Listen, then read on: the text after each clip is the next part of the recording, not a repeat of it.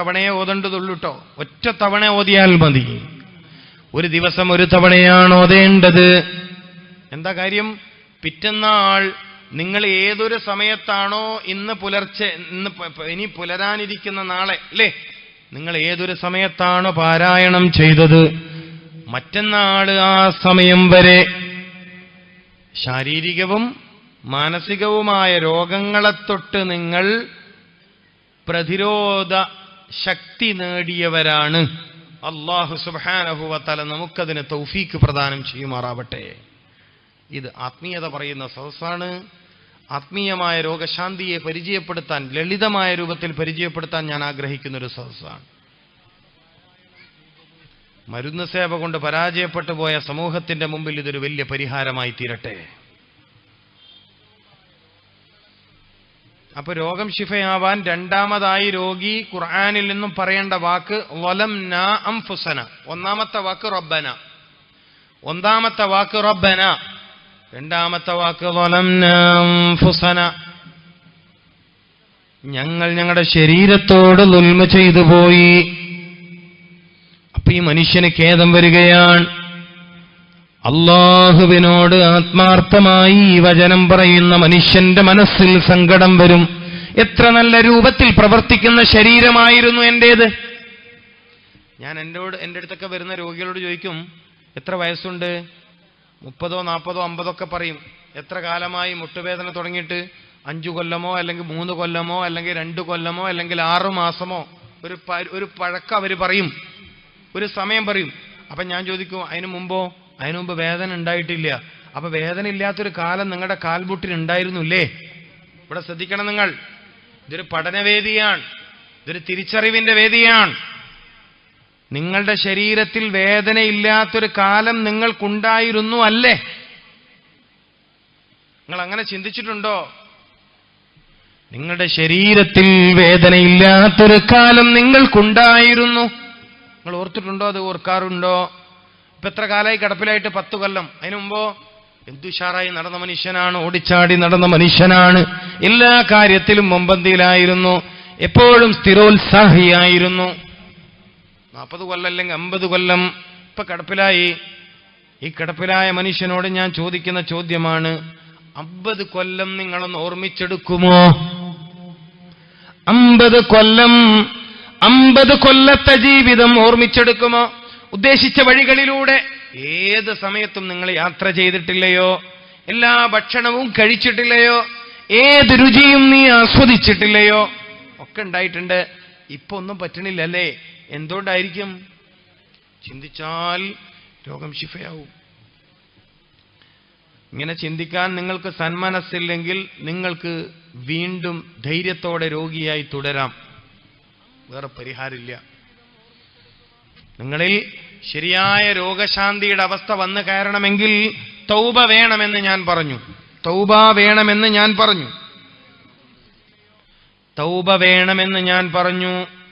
പ്രമേഹം വിട്ടു പോവണമെങ്കിൽ, ഹൃദ്രോഗം വിട്ടു പോവണമെങ്കിൽ, അസ്ഥിരോഗം വിട്ടു പോവണമെങ്കിൽ, ഏതു മാരകമായ രോഗം വിട്ടു പോവണമെങ്കിലും നീ തൗബ ചെയ്യണം.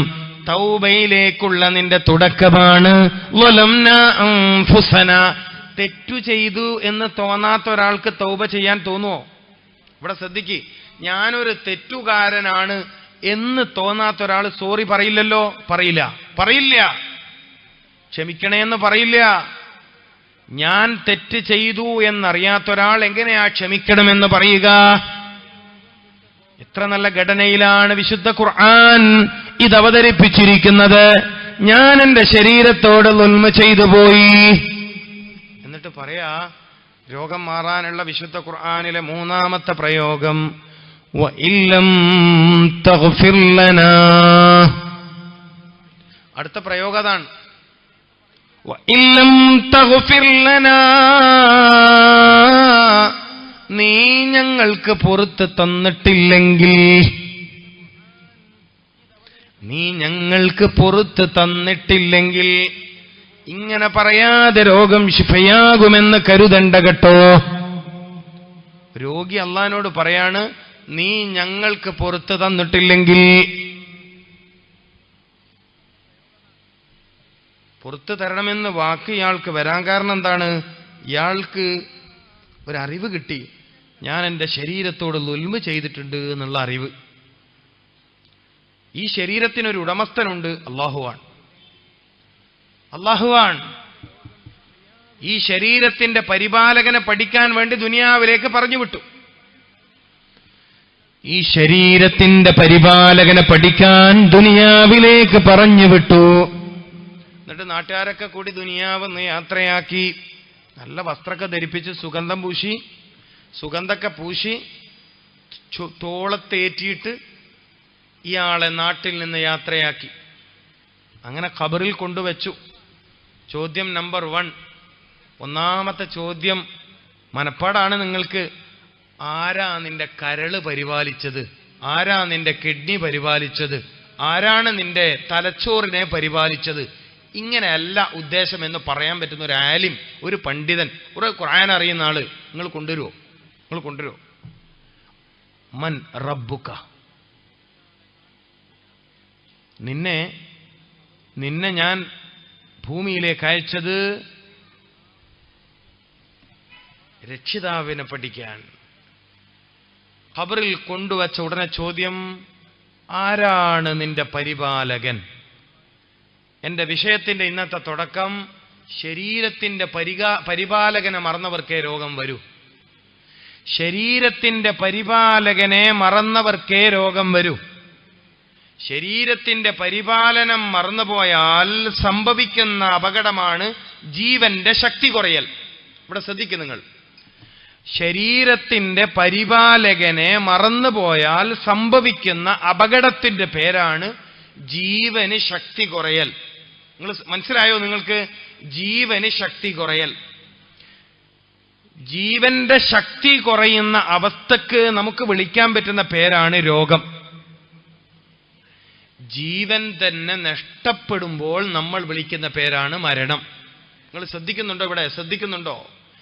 ജീവന് ശക്തി കുറയുമ്പോൾ രോഗം, ജീവൻ ഇല്ലാണ്ടാവുമ്പോൾ മരണം. മനസ്സിലായോ? പെണ്ണുങ്ങൾക്ക് മനസ്സിലായോ ഇത്? ജീവന് ശക്തി കുറയുമ്പോൾ, ശരിക്കും ശ്രദ്ധിക്കവിടെ, ഇത് പഠിക്കണം. ജീവന് ശക്തി കുറയുമ്പോൾ രോഗം, ജീവൻ ഇല്ലാണ്ടാവുമ്പോൾ മരണം. ജീവന് ശക്തി കുറയുന്നതിന്റെ ആദ്യ കാരണം ജീവനെയും ജീവനിലൂടെ ശരീരത്തെയും പരിപാലിക്കുന്ന അല്ലാഹുവിനെ മറക്കൽ. മറന്നില്ലെങ്കിലോ ശിക്ഷാരോഗം വരില്ല. ഞാൻ പറഞ്ഞു വന്നത്, അമ്പിയാക്കളല്ലാത്തവർക്ക്, ഔലിയാക്കളല്ലാത്തവർക്ക്, സ്വാലിഹീങ്ങളല്ലാത്തവർക്ക് പരീക്ഷണ രോഗം വരില്ല. അള്ളാഹു പരീക്ഷണ രോഗം കൊടുക്കുന്നതിന്റെ ഉദ്ദേശം വേറെ. ശിക്ഷാന്റെ പരിപാലകനെ പഠിക്കാൻ വേണ്ടി ദുനിയാവിലേക്ക് പറഞ്ഞു വിട്ടു. ഈ ശരീരത്തിന്റെ പരിപാലകനെ പഠിക്കാൻ ദുനിയാവിലേക്ക് പറഞ്ഞു വിട്ടു. എന്നിട്ട് നാട്ടുകാരൊക്കെ കൂടി ദുനിയാവെന്ന് യാത്രയാക്കി, നല്ല വസ്ത്രമൊക്കെ ധരിപ്പിച്ച് സുഗന്ധമൊക്കെ പൂശി തോളത്തേറ്റിയിട്ട് ഇയാളെ നാട്ടിൽ നിന്ന് യാത്രയാക്കി. അങ്ങനെ ഖബറിൽ കൊണ്ടുവച്ചു. ചോദ്യം നമ്പർ 1, ഒന്നാമത്തെ ചോദ്യം മനപ്പാടാണ് നിങ്ങൾക്ക്. ആരാ നിന്റെ കരള് പരിപാലിച്ചത്? ആരാ നിന്റെ കിഡ്നി പരിപാലിച്ചത്? ആരാണ് നിന്റെ തലച്ചോറിനെ പരിപാലിച്ചത്? ഇങ്ങനെയല്ല ഉദ്ദേശം എന്ന് പറയാൻ പറ്റുന്ന ഒരു ആലിം, ഒരു പണ്ഡിതൻ, ഒരു ഖുർആൻ അറിയുന്ന ആള് നിങ്ങൾ കൊണ്ടുവരുമോ? മൻ റബ്ബുക? നിന്നെ ഞാൻ ഭൂമിയിലേക്ക് അയച്ചത് രക്ഷിതാവിനെ പഠിക്കാൻ. ഖബറിൽ കൊണ്ടുവച്ച ഉടനെ ചോദ്യം, ആരാണ് നിന്റെ പരിപാലകൻ? എന്റെ വിഷയത്തിന്റെ ഇന്നത്തെ തുടക്കം, ശരീരത്തിന്റെ പരിപാലകനെ മറന്നവർക്കേ രോഗം വരൂ. ശരീരത്തിന്റെ പരിപാലകനെ മറന്നവർക്കേ രോഗം വരൂ. ശരീരത്തിന്റെ പരിപാലനം മറന്നുപോയാൽ സംഭവിക്കുന്ന അപകടമാണ് ജീവന്റെ ശക്തി കുറയൽ. ഇവിടെ ശ്രദ്ധിക്കും നിങ്ങൾ. ശരീരത്തിന്റെ പരിപാലകനെ മറന്നുപോയാൽ സംഭവിക്കുന്ന അപകടത്തിന്റെ പേരാണ് ജീവന് ശക്തി കുറയൽ. നിങ്ങൾ മനസ്സിലായോ? നിങ്ങൾക്ക് ജീവന് ശക്തി കുറയൽ, ജീവന്റെ ശക്തി കുറയുന്ന അവസ്ഥക്ക് നമുക്ക് വിളിക്കാൻ പറ്റുന്ന പേരാണ് രോഗം. ജീവൻ തന്നെ നഷ്ടപ്പെടുമ്പോൾ നമ്മൾ വിളിക്കുന്ന പേരാണ് മരണം. നിങ്ങൾ ശ്രദ്ധിക്കുന്നുണ്ടോ? ഇവിടെ ശ്രദ്ധിക്കുന്നുണ്ടോ? ജീവന് ശക്തി കുറയുമ്പോൾ രോഗം, ജീവൻ ഇല്ലാണ്ടാവുമ്പോൾ മരണം. മനസ്സിലായോ? പെണ്ണുങ്ങൾക്ക് മനസ്സിലായോ ഇത്? ജീവന് ശക്തി കുറയുമ്പോൾ, ശരിക്കും ശ്രദ്ധിക്കവിടെ, ഇത് പഠിക്കണം. ജീവന് ശക്തി കുറയുമ്പോൾ രോഗം, ജീവൻ ഇല്ലാണ്ടാവുമ്പോൾ മരണം. ജീവന് ശക്തി കുറയുന്നതിന്റെ ആദ്യ കാരണം ജീവനെയും ജീവനിലൂടെ ശരീരത്തെയും പരിപാലിക്കുന്ന അല്ലാഹുവിനെ മറക്കൽ. മറന്നില്ലെങ്കിലോ ശിക്ഷാരോഗം വരില്ല. ഞാൻ പറഞ്ഞു വന്നത്, അമ്പിയാക്കളല്ലാത്തവർക്ക്, ഔലിയാക്കളല്ലാത്തവർക്ക്, സ്വാലിഹീങ്ങളല്ലാത്തവർക്ക് പരീക്ഷണ രോഗം വരില്ല. അള്ളാഹു പരീക്ഷണ രോഗം കൊടുക്കുന്നതിന്റെ ഉദ്ദേശം വേറെ, ശിക്ഷാരോഗം കൊടുക്കുന്നതിന്റെ ഉദ്ദേശം വേറെയാണ്. ശിക്ഷാരോഗം കൊടുക്കുന്നതിന്റെ ഉദ്ദേശം വേറെയാണ്, പരീക്ഷണ രോഗം കൊടുക്കുന്നതിന്റെ ഉദ്ദേശം വേറെയാണ്. ഇതൊക്കെ ഇമാമിങ്ങളുടെ അധ്യാപനങ്ങളാണ്. وَمَن يَعْمَلْ سُوءًا يُجْزَى بِهِ. കർമ്മം ചീത്തയാകുമ്പോഴാണ് അതിനനുസരിച്ചുള്ള പ്രതിഫലം നിങ്ങൾക്ക് അല്ലാഹുവിൽ നിന്ന് ലഭിക്കുന്നത്. ഇത് തിരിച്ചറിയാണ് ഒരു അടിമ തിരിച്ചറിയുകയാണ്. രോഗമായി കിടക്കുമ്പോ, വേദന സഹിക്കാൻ പറ്റാതെ കിടക്കുമ്പോഴാണ് ഇത്രയും കാലം വേദനയില്ലാതെ പരിപാലിച്ച ഒരാൾ, ഇത്രയും കാലം വേദനയില്ലാതെ എന്നെ പരിപാലിച്ച എന്റെ രക്ഷിതാവ്, അപ്പൊ ഞാൻ ചെയ്ത തെറ്റ് മനസ്സിലായി, എന്റെ രക്ഷിതാവിനെ മറന്നു, ഇപ്പൊ ഖേദം പ്രകടിപ്പിക്കുകയാണ്. എന്നിട്ട് പറയാ, ഇല്ലം തഗ്ഫിർ ലനാ, ഞാൻ എന്റെ മനസ്സിനോടും എന്റെ ശരീരത്തോടും ചെയ്ത തെറ്റിന് നീ പൊറുത്തു തന്നില്ലെങ്കിൽ, നീ എനിക്ക് പൊറുത്തു തന്നില്ലെങ്കിൽ. അപ്പൊ രോഗം മാറാൻ അല്ലാഹു പൊറുക്കണമെന്ന് വന്നു. പിടികൂടിയ രോഗം അല്ലാഹു ശിഫയാക്കി തരാൻ അല്ലാഹു നിനക്ക് പൊറുത്തു തരണം എന്ന് വന്നു. വഇല്ലം തഗ്ഫിർ ലനാ, വഇല്ലം തഗ്ഫിർ ലനാ, നീ എനിക്ക് പൊറുത്തു തന്നില്ലെങ്കിൽ. ഇവിടെ വേറൊരു കാര്യം കൂടി പറയാനുണ്ട്. എന്റെ പ്രിയപ്പെട്ടവരെ, ഞാൻ പലപ്പോഴും പല സദസ്സിലും പറഞ്ഞത് ഇവിടെയും ആവർത്തിക്കുകയാണിത് പഠിക്കേണ്ടതുള്ളത് കൊണ്ട്. ചില ആളുകൾക്ക് രോഗം ഭേദമാവാത്തത് മനസ്സിൽ ചില ചിന്തകൾ സൂക്ഷിക്കുന്നത് കൊണ്ടാണ്, ചില പകകളും വൈരാഗ്യങ്ങളും സൂക്ഷിക്കുന്നത് കൊണ്ടാണ്, ചില തീർത്താലും തീരാത്ത ഇടപാടുകളുമായി ബന്ധപ്പെട്ട മാനസിക സമ്മർദ്ദങ്ങൾ കൊണ്ടാണ് ചില ആളുകൾക്ക് രോഗം മാറാത്തത്. നിങ്ങളിൽ ഒരാൾ എന്നോട് ദ്രോഹം ചെയ്തു എന്ന് വെക്കുക, നിങ്ങളിൽ ഒരാൾ എന്നോട് ദ്രോഹം ചെയ്തു, എനിക്ക് നിങ്ങളുടെ മനസ്സൊന്ന് പോണില്ല. നിങ്ങൾ പറയും, എനിക്ക് ഉറക്കം കിട്ടുമോ? ഉറക്കം കിട്ടൂല. നിങ്ങൾ പറയും, എനിക്ക് ഉറക്കം കിട്ടൂല. എന്തുകൊണ്ടാ കിട്ടാത്തെ? നിങ്ങൾ എന്നോട് ചെയ്തത് എന്റെ മനസ്സ് നിങ്ങളുടെ നീങ്ങുന്നില്ല. ഇങ്ങനെ ഉറക്കം നഷ്ടപ്പെട്ട എത്ര ആളുണ്ടെന്ന് അറിയോ നിങ്ങൾ? ഞാൻ എൻ്റെ രോഗികളോട് സ്വകാര്യമായിട്ട് പറയാറുണ്ട്, പലരുടെയും അസ്വസ്ഥത കാണും. എനിക്കറിയാം, ഇയാളുടെ മനസ്സിൽ കുറേ ആളോടുള്ള ദേഷ്യമുണ്ട്, കുറേ ആളുടെ വാശിയുണ്ട്, കുറേ ആളുടെ വൈരാഗ്യമുണ്ട്, കുറേ ആളുടെ പക തീർക്കാനുണ്ട്. ചാൻസ് കാത്തുക്കാണ്, മനസ്സിലായില്ലേ? ചാൻസ് കാത്തുക്കാണ്. അങ്ങനെയുള്ള മനുഷ്യന്മാർക്ക് സൂക്കേട് മാറൂല. കാരണം അയാളുടെ നെഞ്ഞുമേലെ തീ കടണം. രോഗം മാറാൻ ആദ്യം ശരീരത്തിൽ തീ കടണം, അഗ്നി ഇല്ലാണ്ടാവണം. ഇസ്ലാമിക വൈദ്യശാസ്ത്ര പ്രകാരം മനുഷ്യ ശരീരത്തിലെ അഗ്നിയെ നീക്കലാണ് രോഗം ശിഫയാവാനുള്ള കാരണം. രോഗം നീങ്ങാനുള്ള ശരിയായ വഴി മനുഷ്യന്റെ ശരീരത്തിൽ വർദ്ധിച്ചു വരുന്ന ചൂടിനെ കുറച്ചു കൊണ്ടുവരുത്ത. മിക്ക രോഗങ്ങളുടെയും ലക്ഷണമായി പനി പ്രകടമാവുന്നത്, ഒന്ന് ശ്രദ്ധിക്കണേ, പല മാരകമായ രോഗങ്ങളുടെയും ലക്ഷണമായി ശരീരത്തിൽ ചൂട് പ്രകടമാവുന്നത് നിങ്ങൾക്ക് ബോധ്യമുള്ള കാര്യമാണ്. പല രോഗത്തിന്റെയും ബാഹ്യപ്രകടനമായി ചൂട് ശരീരത്തിൽ നിറഞ്ഞു നിൽക്കുന്നത്. നിങ്ങളെന്താ മനസ്സിലാക്കിയത്?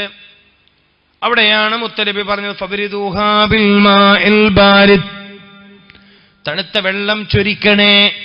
ഇതൊരു സാങ്കേതിക പ്രയോഗമാണ്.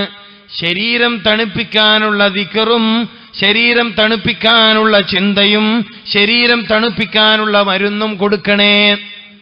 അല്ലാണ്ട് തണുത്ത വെള്ളം തലയിൽ ഒഴിക്കലല്ല. രോഗം ശിഫയാവാൻ തണുത്ത വെള്ളം തലയിൽ ഒഴിക്കല് എന്നല്ല ഉദ്ദേശം. ശരീരത്തിൽ പ്രകടമാവുന്ന ചൂടുകളെ ഇല്ലായ്മ ചെയ്യാൻ നമുക്ക് കഴിയണം.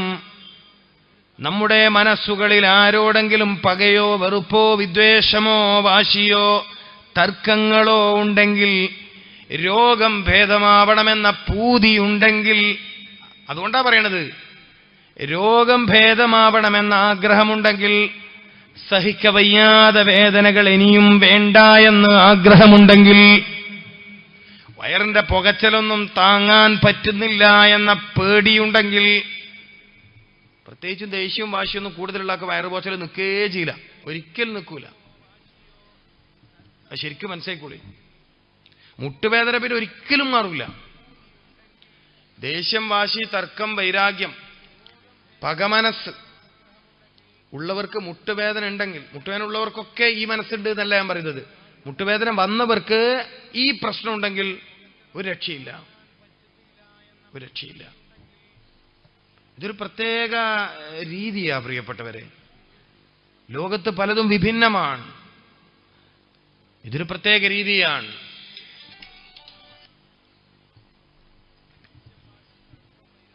നമുക്ക് നമ്മുടെ ദീർഘായുസ്സാണ് ആവശ്യം, നമുക്ക് നമ്മുടെ ആഫിയത്താണ് ആവശ്യം.